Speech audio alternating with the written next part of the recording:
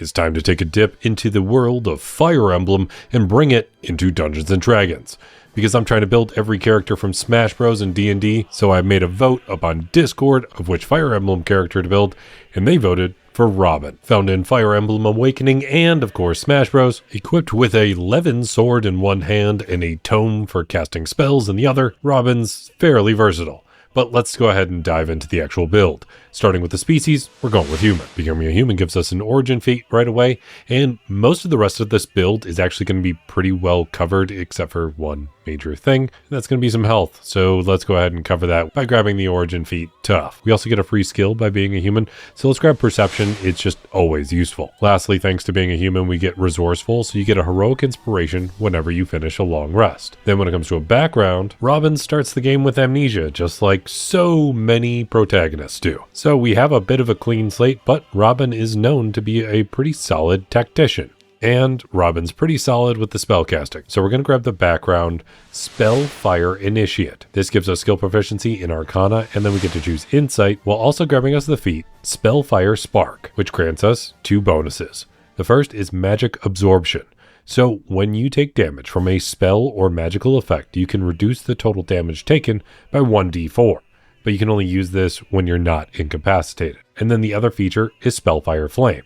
So you learn the Sacred Flame cantrip, and you can cast this cantrip as a bonus action, a number of times equal to your proficiency bonus, regaining all uses when you finish a long rest. Then when it comes to the class, it's very obvious that Robin is some sort of wizard. They're literally holding onto a spellbook. So diving into wizard, we get to choose 2 skills. Let's just pick up nature and investigation. We get the feature Ritual Adept, so you can cast ritual spells without having them prepared. They just have to be known in your spellbook. You get the feature Arcane Recovery, so you can regain some spell slots on a short rest when you really need to. And of course, you get spellcasting. You're a wizard. Now, Robin does start off with some solid thunder-based abilities, as well as some sword fighting. So let's grab Lightning Lure, Shocking Grasp, and Booming Blade, as well as True Strike. Then as you level up, you'll be able to get more cantrips, so it depends on if you want to go more thunder-based or more sword-based, but I want to make sure you get some more thunder in there, so grab Thunderclap. When it comes to some first-level spells, you need your basic defense stuff with Mage Armor, giving you an armor class equal to 13 plus your dexterity modifier, as well as Shield,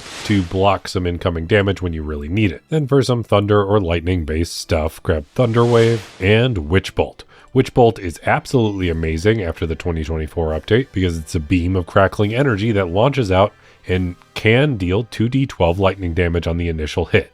But whether you hit or miss with that initial attack, you can continue to concentrate on it and always deal damage as a bonus action for an extra 1d12 lightning damage. Then, at least in Smash Bros, that thunder damage does kind of look a little radiant at times, and I just want an excuse to grab Spellfire Flare. Second level of Wizard grants you Scholar, so you can choose a particular skill that you get expertise in. We'll boost up our Arcana, making it so you have double your proficiency bonus in it. Then, at third level of Wizard, you get to choose a Wizard subclass. And I really wanted to choose almost anything other than the obvious subclass here, but it's just so obvious that Robin is a Bladesinger, there's no way around it. Becoming a Blade-singing wizard gives you training in war and song. So you get another skill proficiency. We'll go ahead and choose Acrobatics for all the jumping around you do in Smash Bros. You gain proficiency with melee martial weapons, so we can finally grab a short sword or long sword for the more iconic sword that Robin wields. The only requirement here is that because of training in war and song, you don't get proficiency with any weapons that are two-handed or heavy. Then also from becoming a Bladesinger, you get Blade Song.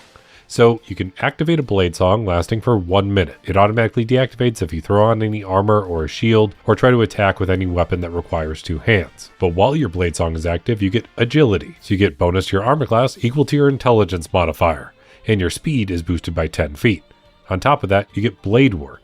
So when you attack with a weapon that you're proficient with, you can use your intelligence modifier for the attack and damage rolls. And finally, you get Focus. So when you make a Constitution saving throw to maintain concentration on spells, you can use your intelligence modifier to add to that total. And finally, at third level of Wizard, you get access to second level spells. So there are abilities where you kind of blast through a target, and a good way to replicate that is Agonazer's Scorcher. A great defensive option is Death Armor, so people that attack you actually take 2d4 necrotic damage. And to lock somebody down and attack them with great melee attacking, grab Hold Person. It paralyzes an enemy, and any paralyzed target automatically gets advantage on attacks against them, and melee attacks that land are automatically critical hits. Then to boost up your sword a bit, grab Magic Weapon, and for another thunderous base attack, grab Shatter. Does thunder damage in an AoE attack. 4th level of Wizard gives us an ability score improvement, so here are our starting ability scores. And we want to make sure we round out our dexterity and intelligence by putting 1 point in each of them, helping out our spellcasting and our armor class. 5th level of Wizard gives us access to Memorize spell, so you can swap out your spells a bit more easily, but you also get access to 3rd level spells. And if you're a tactician, you know you can't avoid grabbing Fireball, it's a great spell. As a tactician, you also definitely want Counterspell to stop any spellcasters in their tracks, as well as Dispel Magic, which I have a new appreciation for with how much it's been coming up in a lot of my campaigns. And then for a bit more thunderous attacks, because thunder in a lot of video games, especially Japanese video games, is basically the same as lightning, we gotta grab Lightning Bolt. And this is a great way to shoot through your enemies like you see in Smash Bros. But another great way to replicate this same concept is a newer spell from Forgotten Realms Heroes of Faerun called Laeral's Silver Lance. It's a silver energy burst that shoots out from you 120 feet and 5 feet wide, dealing 3d10 force damage and knocking enemies prone. Then for some better melee attacking, grab Haste, boosting your armor class by 2, giving you advantage on dex saves, giving you an additional action you can use on each of your turns, which you can use for one attack or a bunch of other stuff you usually use actions for, and doubling your speed. But if you're a tactician, a great way to immobilize a large group of enemies that I cannot explain the amount of times it's absolutely turned the tide of a battle is Hypnotic Pattern. It's a 30-foot AoE that immobilizes a whole group of enemies. It is absolutely amazing. And even if some of your allies get caught in that AoE, they can just be shaken to be knocked out of it. They don't actually need to take damage or anything. Then we can follow it up with a few things like Slow for immobilizing your enemies even more, but focusing on more of a single target, and Thunder Step. And since we've already started covering a few different elements here, it's important to note that Robin, at least in Smash Bros, is using a special tome. The tome can be swapped from the basic Thunder Tome, doing lightning or thunder damage, to an Arc Fire Tome, which can be focused on more fire-based damage, which we just covered with Fireball, but we can also lean that into the Spellfire spells a little bit. Then there's the Elwind Tome, which is more about healing, which we'll get to that eventually, but I wanted to bring it up because there's also the Nosferatu Tome, which is also about healing, but it's more based on damaging an enemy. So at this point, I would want to grab the spell Vampiric Touch. It does 3d6 necrotic damage and allows you to heal for half the amount of necrotic damage that you actually deal. And then you can concentrate on this spell, and every turn going forward, you can do a magic action to target a creature again. 6th level of being a Bladesinger gives us extra attack. So you can make 2 attacks in a single turn, but thanks to the Bladesinger version, you can also replace one of your attacks as a wizard cantrip. 7th level gives you access to another higher level of spellcasting. And I love the new Spellfire Storm. It's awesome. It just summons a giant pillar of radiant energy that damages your enemies. But since we need to focus a bit more on lightning damage, we can also grab Storm Sphere, summoning a sphere of damaging lightning that blasts out at your enemies. However, good tacticians are able to plan ahead, and a great spell for that is Arcane Eye. It allows you to scout an area very well. 8th level of Wizard gives us another ability score improvement, so let's just go ahead and max out our intelligence. 9th level of Wizard gives us access to 5th level spells, so upgrade that Hold Person to Hold Monster to target non-humanoids. And, of course, grab Steel Wind Strike, allowing you to attack 5 targets and dealing 6d10 force damage to each of them with a melee spell attack, and then teleporting to one of the targets at the end of it. And again, leaning into that Nosferatu Tome, we'll grab Enervation. It allows you to send out an inky tendril of darkness, dealing necrotic damage and healing you for half of the necrotic damage you deal. Then at 10th level of being a Bladesinger, you get Song of Defense. So when your Blade Song is active, you can take a reaction to expend a spell slot to reduce damage that you would take, equal to 5 times the spell slot's level. Then at 11th level of Wizard, you get access to 6th level spells. So we'll grab Chain Lightning, just doing a whole bunch of lightning damage. And then we can lean into a couple different tomes here with Investiture of Flame and Investiture of Wind, empowering you with certain elemental affinities. 12th level of Wizard gives us access to another ability score improvement. So we're going to go ahead and grab a feat and go with Resilient. This allows us to boost up one ability score by 1 point. we're going to boost up our constitution. Then we actually get proficiency in that saving throw, meaning that our concentration checks just got a bit better, because now we get to add our constitution modifier, our proficiency bonus, and our intelligence modifier thanks to being a Bladesinger. 13th level of wizard gives us access to 7th level spells, and there's only 2 spells worth grabbing from this level, and that's probably prismatic spray because it can apply to any type of tome you have equipped. Or if you're sticking more with fire-based stuff, grab delayed blast fireball. 14th level of being a Bladesinger gives you Song of Victory. So after you cast a spell that has a casting time of an action, you can make one attack with a weapon as a bonus action. 15th level of wizard gives us access to 8th level spells. And I gotta focus on the more tactician side of things, because one of the players in my campaign recently busted this one out and it kind of destroyed an encounter, and it's the spell Maze. You see, Maze automatically banishes a creature right at the beginning. There's no saving throw, there's no check to see if they resist it.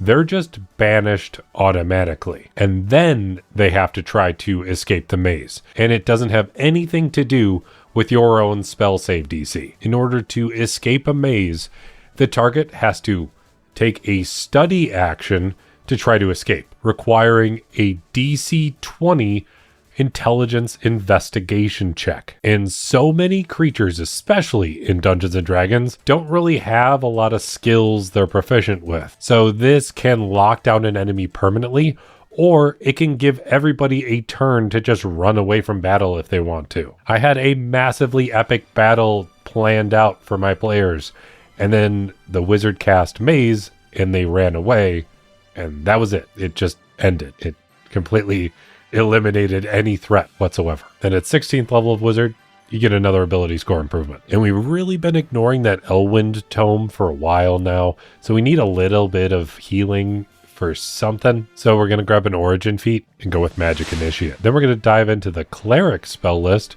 allowing us to grab Guidance as a cantrip, which is helpful as a more tactician type of character, and then Spare the Dying to stop an ally from dying. And we need a healing spell. I would grab Cure Wounds. It's pretty good, it's solid, but we want to keep our action open for stuff, and as a tactician you would plan ahead for that.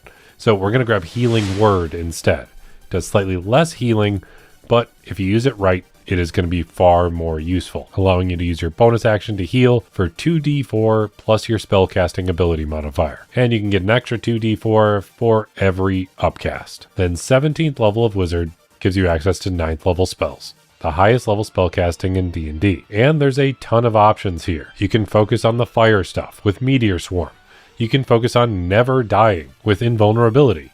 You can focus on predicting what enemies might do with Foresight. But if you really want to cover all of your bases and be as tactical as possible, just grab Wish. It's so versatile, it's hard to avoid. And it can lean a little more into that Elwind type of tome by allowing you to grant instant health, giving all of your allies full HP and the effects of greater restoration simultaneously. Then 18th level of Wizard gives you access to Spell Mastery. So this allows you to choose one first level and one second level spell that require an action to cast, and you can cast it an unlimited amount of times for free. So we want to focus on the idea that we need to be tactical here. And while I absolutely love Spellfire Flare because it avoids 1/2 and 3/4 cover and does a solid amount of radiant damage, I need to choose Witch Bolt. And that's because Witch Bolt will latch onto an enemy and is guaranteed to do damage on a future bonus action. And the fact that it allows you to keep using your bonus action is especially helpful, because there's not a ton that you need your bonus action for as a Blade Singing Wizard. We gave ourselves the option to do some healing, but just a free 1d12 lightning damage is great because you can do it every bonus action.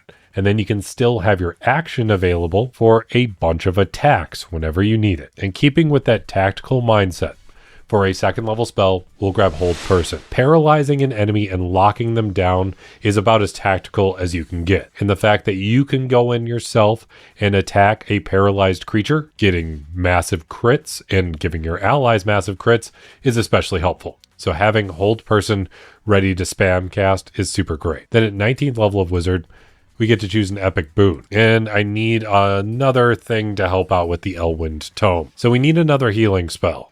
And we want a powerful one this time. So we're going to grab the Boon of Sybaris, giving us the Regenerate spell, which does a big boost of healing and then continues to heal every single turn. But another benefit of this boon is that you can increase one ability score by 1 point, and it doesn't affect anything relating to the spell casting. So we can boost up our Constitution by 1 point, rounding it out. And then at 20th level of Wizard, we get to choose 2 third-level spells that we get 1 free casting of. So always make sure to have Counterspell ready, as well as Hypnotic Pattern. They're probably the most tactical spells you can have ready at any moment. Now, that brings you to 20th level overall. And I feel like there's a bit of crossover here with this and another Smash build I did recently. But one thing I do want to point out with this build specifically is that I chose a lot more spells than you can actually have memorized at any given time as a wizard. And this actually plays into the different spell tomes that you would have equipped at any given point. So if you want to go with your Arcfire tome,